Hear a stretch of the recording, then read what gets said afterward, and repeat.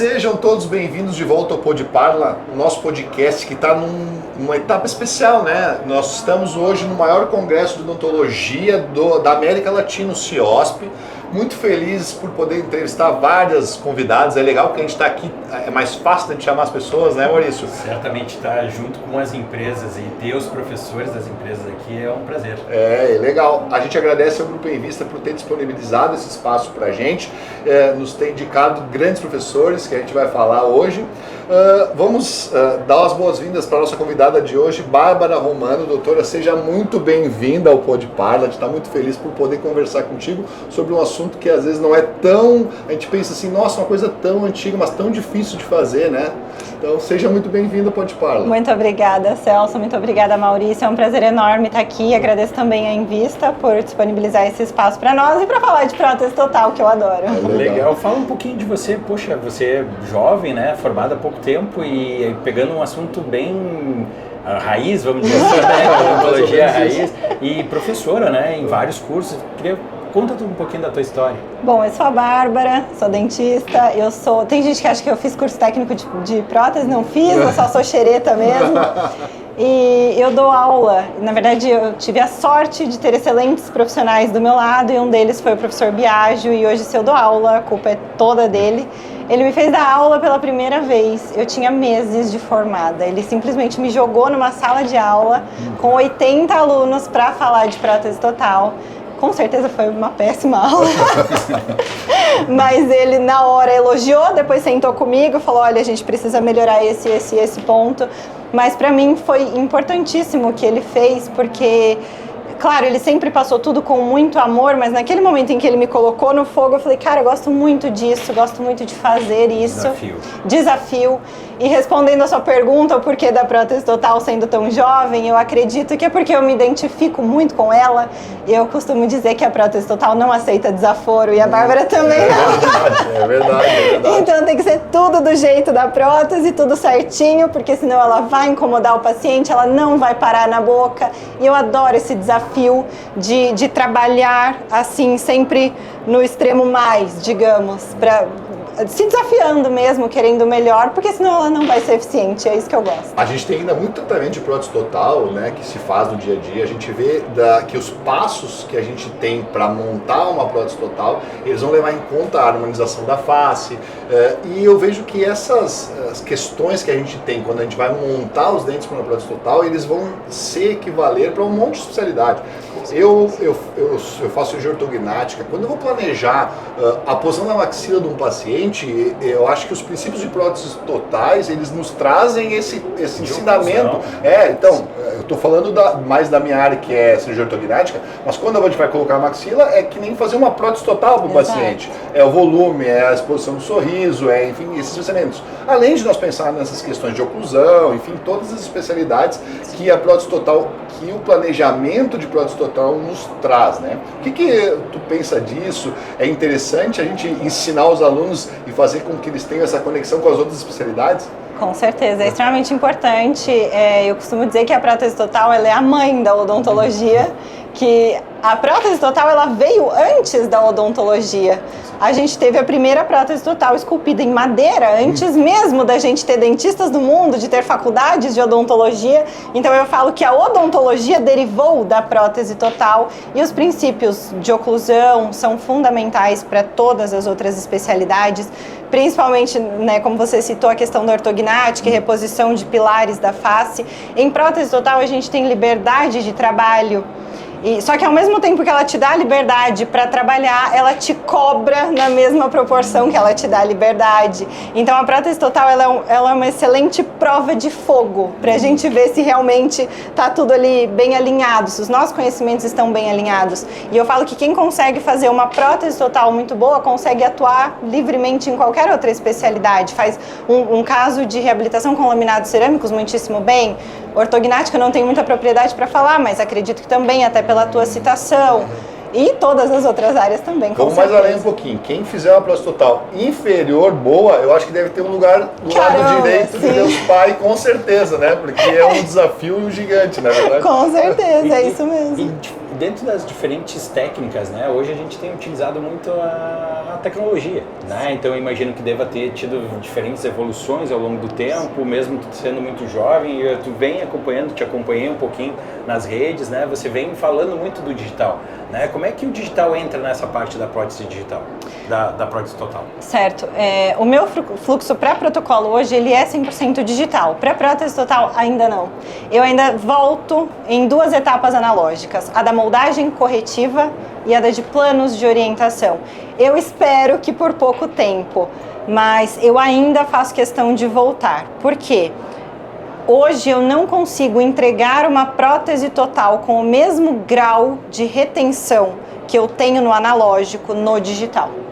Então, a partir do momento em que eu estou perdendo um pouco da qualidade, eu prefiro não partir para isso. O que eu consegui substituir totalmente foi a questão de moldagem preliminar, com a moldeira de estoque, isso eu já faço escaneamento, mas eu faço questão de imprimir uma moldeira individual e realizar a etapa de moldagem corretiva.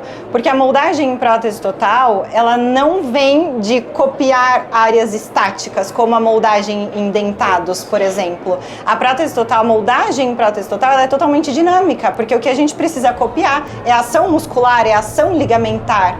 E o scanner, ele vai te dar ali a fotinho, digamos, daquele momento. Então, ele não vai imprimir o movimento. Então, eu faço questão de voltar para a moldagem corretiva. E aí tem muita gente que questiona. Mas Bárbara, eu vi fulano de tal que faz somente escaneado e consegue retenção. Sim, ele consegue. Assim como a galera que moldava somente uma vez com alginato conseguia retenção. Mas certamente, para aquele caso, se fosse construída uma moldeira individual e realizada a etapa corretiva, ele teria ainda mais retenção.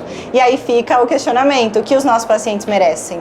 Aqui ou aqui, sempre. Né? Vamos pensar um pouquinho nessas etapas. As pessoas, às vezes, essa pergunta é meio recorrente. Poxa, tem como fazer prótese total, totalmente digital? Eu posso escanear o meu paciente e fazer uma prótese total? Como tu falasse, poder a gente pode. Mas então, quais são as etapas analógicas para as pessoas entenderem? Primeira etapa, tu vai escanear o paciente, vai gerar o modelo ou vai ser isso digital? Como é que vai funcionar? Primeiro momento. Primeiro momento, um escaneamento inicial que teoricamente substituiria a etapa de moldagem preliminar. Então a gente faz um scan superior, um scan inferior. Antigamente se fazia isso com uma moldagem de alginato. Exatamente, uma moldagem preliminar em alginato. E aí a gente não precisa imprimir os modelos, a gente imprime direto uma moldeira individual, que foi desenhada num software, como por exemplo o guia cirúrgico que a gente estava conversando, enfim, a gente imprime direto essas moldeiras individuais. Imprimimos as moldeiras individuais, a gente vai realizar a etapa de moldagem corretiva. O meu scanner é o Dexis, então eu não preciso obter um modelo para escanear aquele modelo. Eu escaneio o próprio molde e ele converte aquilo no software, unindo a minha malha preliminar e me gerando um modelo com as 2 informações.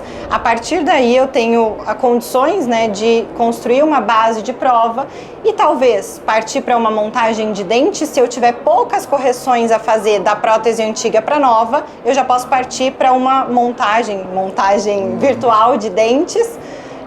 Ou se eu quiser mudar muito da estética daquilo, eu volto para a etapa de planos de orientação de forma analógica. E aí eu faço o escaneamento do meu plano de orientação para conseguir montar dentes virtualmente. E existe alguma possibilidade de a gente fazer essa relação maxilomandibular digitalmente sem essa etapa? E ver isso como um plus ou uma possibilidade futura? Hoje em dia, a gente só realiza se tiver a prótese antiga ou o plano de orientação.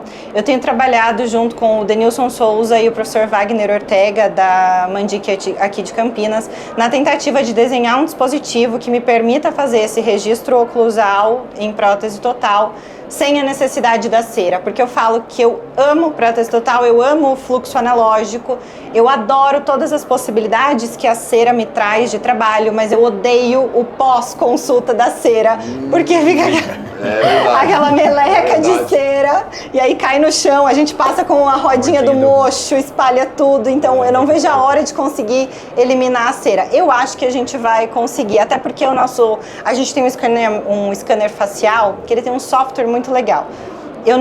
eu particularmente não acredito no uso do scanner facial. Acho que a gente vai ter ferramentas mais baratas fazendo o que ele faz, mas o software dele é muito interessante, porque ele permite manipulação de tecidos, o software do Vectra. E aí, nessa manipulação de tecidos, a gente consegue repor os pilares de sustentação da face, que vocês também levam em consideração na ortognática. Mas o que falta? Casar essa informação da reposição de suportes com uma montagem de dentes. Então, beleza, determinamos que queremos essa inclinação de lábio, teremos que colocar essa inclinação de incisivos centrais. Eu acredito que casando essa imagem, a gente vai conseguir eliminar 100% a cera com a mesma qualidade de trabalho que temos hoje no analógico. Eu acho que essa repercussão no software de tecido mole, ela tem várias formas de se fazer, né? A gente faz isso hoje no planejamento da ortognática, já voltando no que a gente faz no meu dia a dia. Eu sempre penso, por isso que eu acho muito legal esse negócio de a gente planejar para o total adequadamente, ela tem que ter todos os mesmos pensamentos nesse sentido. Hoje, por exemplo, o nosso planejamento de um avanço de maxila, quanto que eu vou avançar dessa maxila ou quanto eu vou repor numa prótese total da perda óssea dentária que o paciente teve.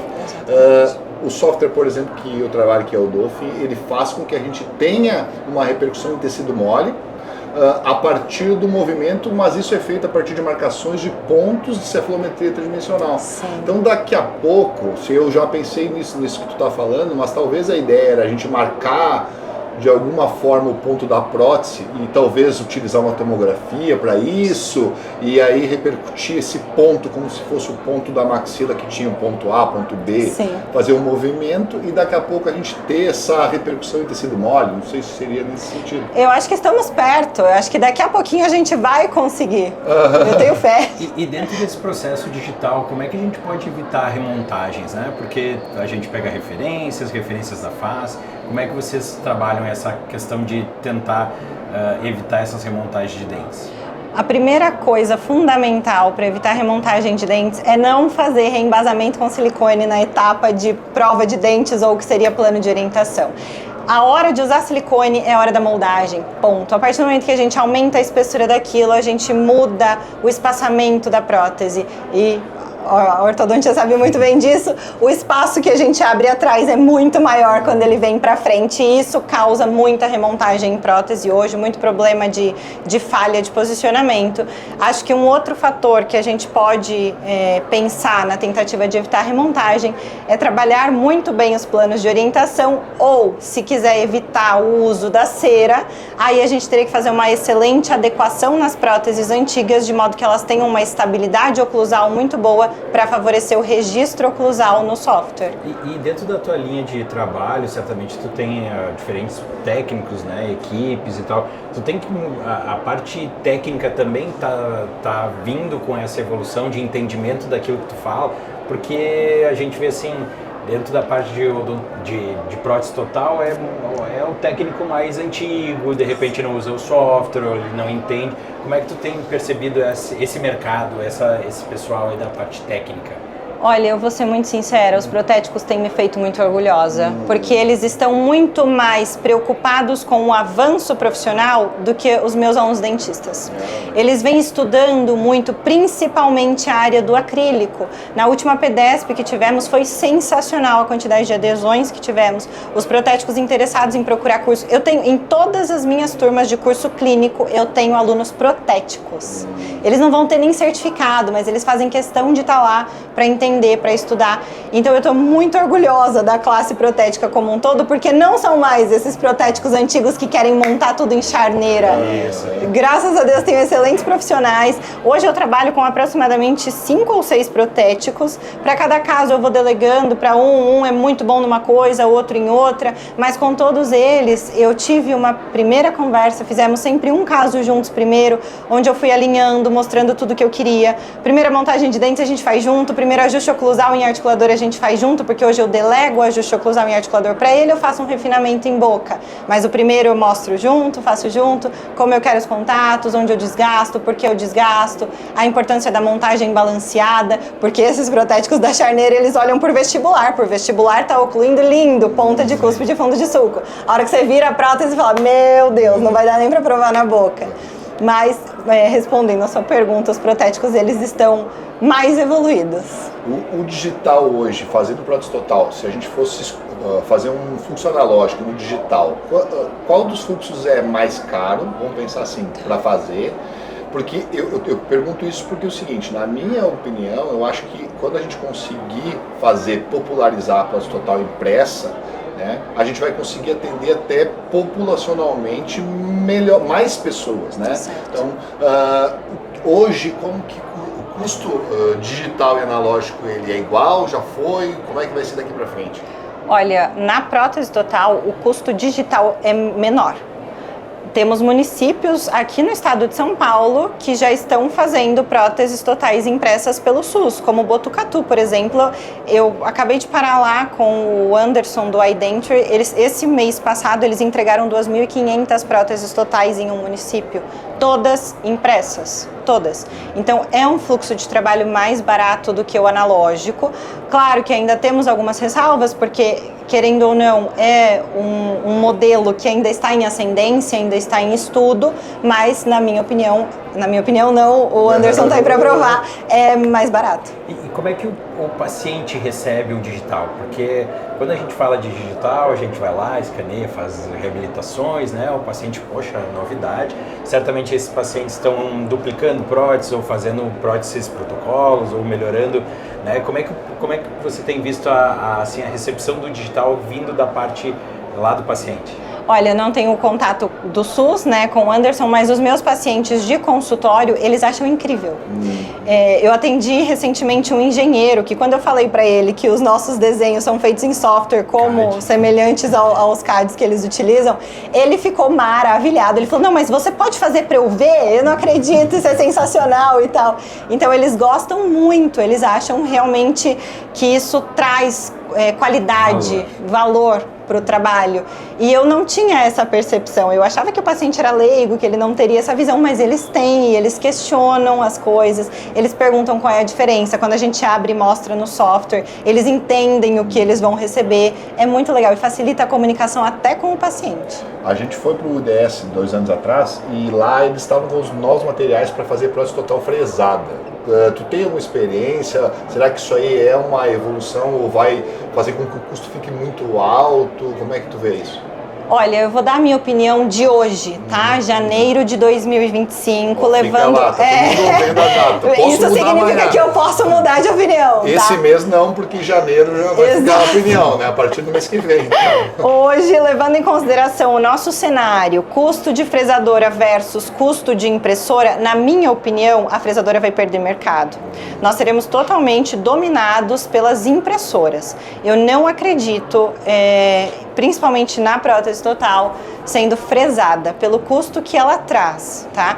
E assim, querendo ou não, o paciente de prótese total, ele vai levar em consideração a relação de custo-benefício.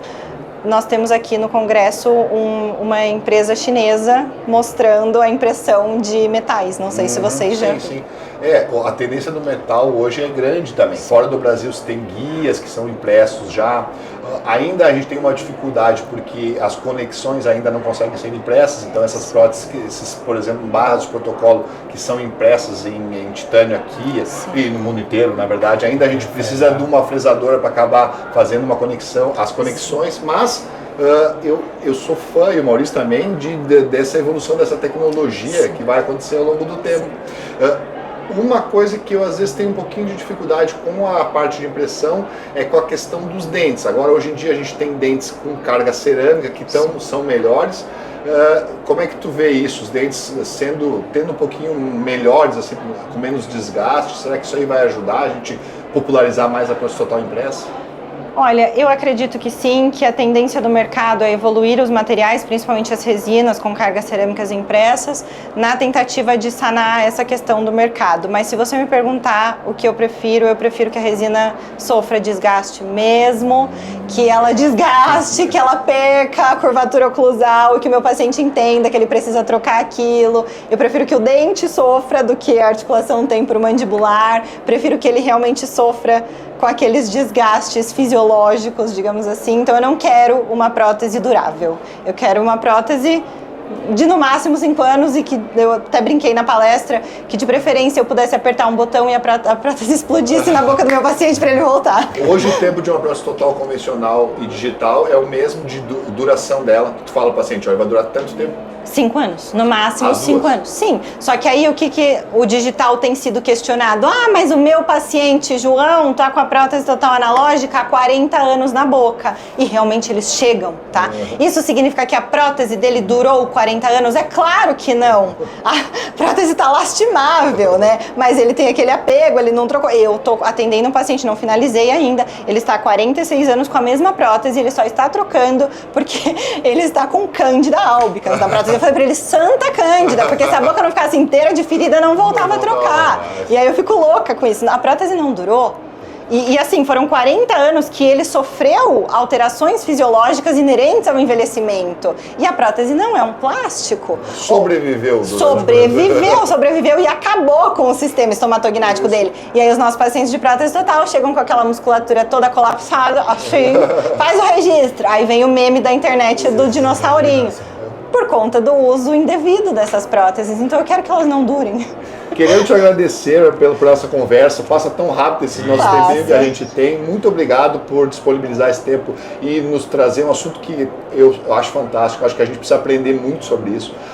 Na faculdade a gente tem dificuldade de aprender e os alunos absorverem aqueles conhecimentos todos que vão valer tanto para a confecção das próteses totais, quanto para a gente entender a oclusão, entender todos os fatores que a gente conversou aqui até agora. Obrigado por esse tempinho e quem sabe a gente possa conversar em outro momento mais sobre isso, né? Muito Iremos, legal. Com certeza. Muito obrigada, meninas, pela Bárbara, abertura. Foi um prazer, né? Eu acho que tudo tem a evoluir aí. Obrigado mais uma vez, obrigado a todos, até a próxima. Eu que agradeço, obrigada.